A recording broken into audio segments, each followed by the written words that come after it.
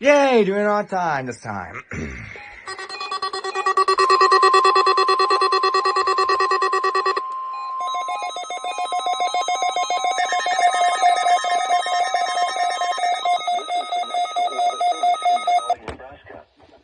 The preceding audio signals and alarm tones were a test of NOAA All Hazards Radio Public Warning Alarm System for transmitters across eastern Nebraska and southwest Iowa, as well as neighboring portions of Kansas and Missouri.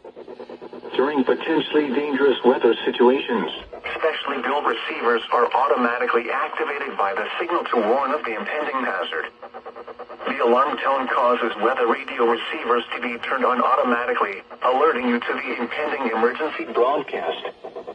Tests of the warning alarm system are conducted each Wednesday at 11:15 a.m.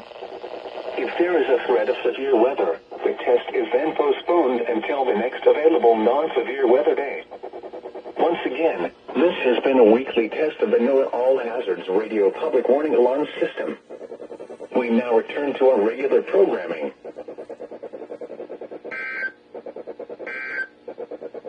I'm just glad you guys did it on time. I really appreciate that, guys.